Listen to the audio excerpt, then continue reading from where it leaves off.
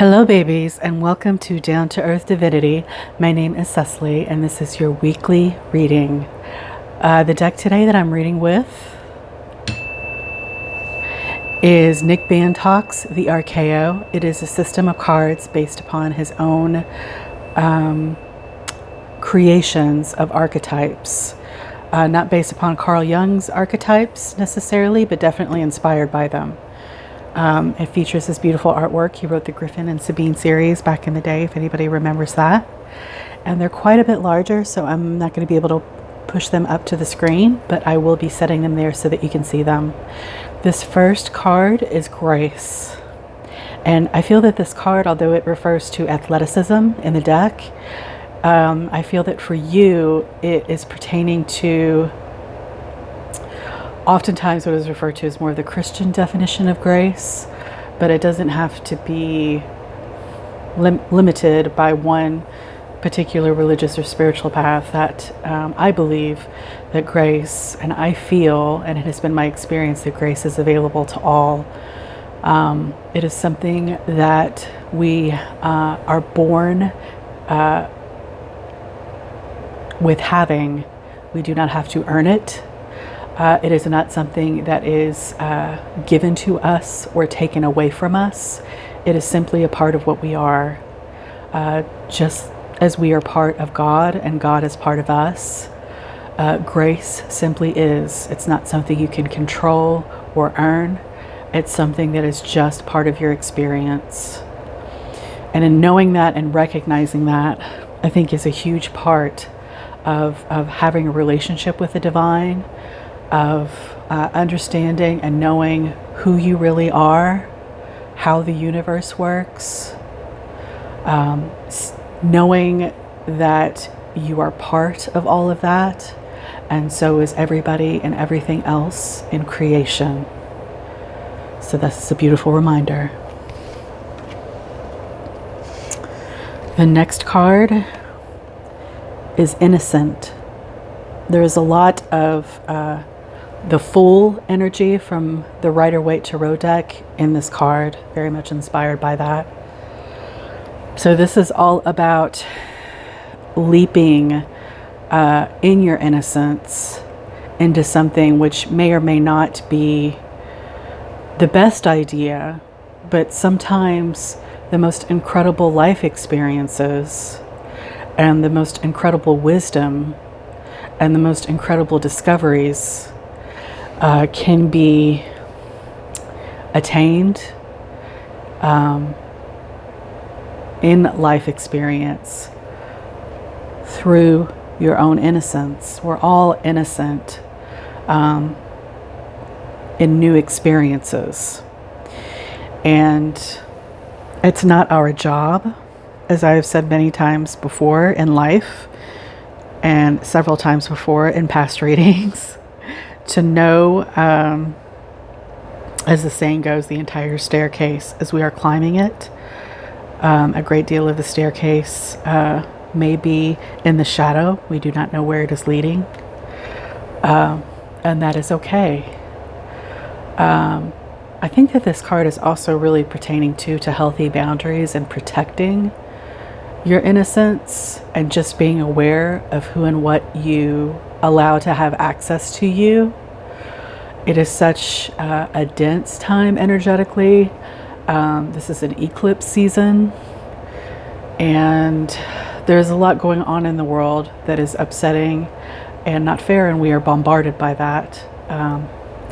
And protect your innocence and know that you are innocent, because there's definitely a incessant stream of attack and defense that really paints humanity in a really horrific way.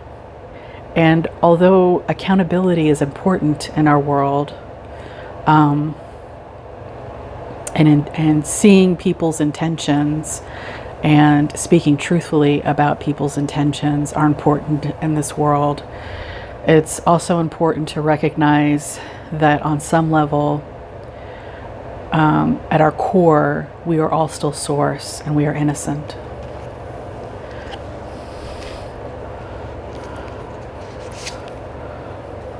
This card is called Intimate. It's a beautiful card. And it's related to sensuality and sexuality.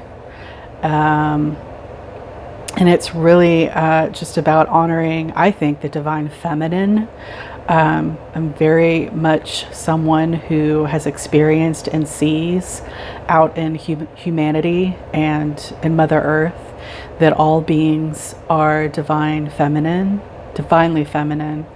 The divine feminine, the divine masculine, and when I'm referring to those, I'm referring to energy.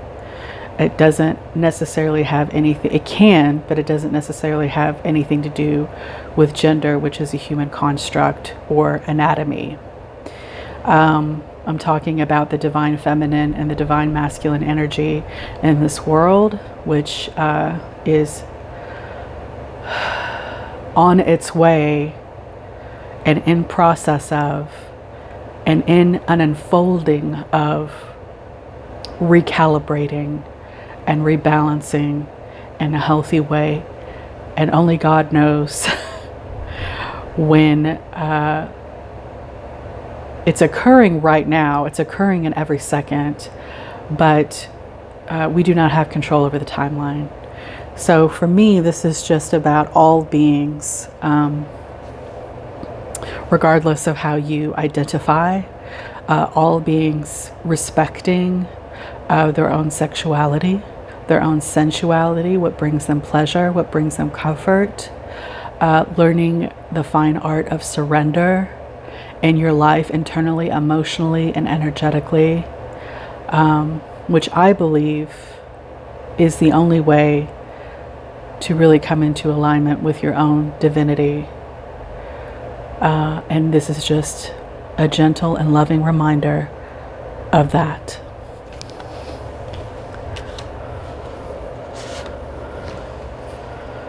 This is the Inventor. It's almost a foil or a complement, not necessarily a foil, but a complementary card to the Intimacy card. Very much giving me Michelangelo vibes. But the Inventor, he is, so this is the divine masculine. That's what's coming through. So it's really important to just honor both sides of yourself, action and surrender, tenderness and strength. And those aspects of the divine feminine and the divine masculine are interchangeable with one another, but they're also a complement to one another. The Inventor is someone who is able to have ideas and have intentions. And speaking of the Rider-Waite Tarot deck earlier, I'm also seeing the Magician card in the Rider-Waite Tarot deck. There's some of that, definitely some of that energy in here. And, you know, Michelangelo was definitely a magician. You know, mixing science and magic, and in some ways science can almost be seen as magic, especially in different time periods throughout history. So this is a reminder to honor both sides of yourself with the Intimacy card and the Inventor card, but also to remind you that when you balance those two energies, you can create, you can invent, you can manifest. When you are clear about your intention, and when you connect with who and what you really are, and when you remember in grace, referring back to the first card, when you remember in grace who and what you already are. And then all these are aspects of you. It's what archetypes are, where we all can access all of them. We are multidimensional source beings, powerful beyond comprehension. I said what I said. And this last card is Wolf. I think this card is very much about family.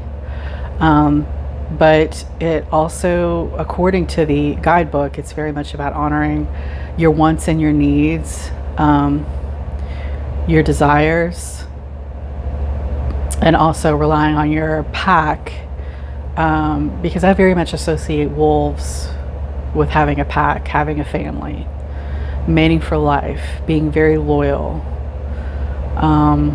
working with others. And I also associate a wolf with power and with boundaries. So for me, this reading is very much about remembering your divinity, the divine masculine and the divine feminine, protecting your innocence, not beating yourself up with hindsight over anything, giving yourself grace, and knowing how powerful you are, what a wolf you are. Don't ever forget. Thank you so much for tuning in for this reading on YouTube. And I hope you have a very blessed week, and I look forward to reading for you again. My name is Cecily, and this is Down to Earth Divinity.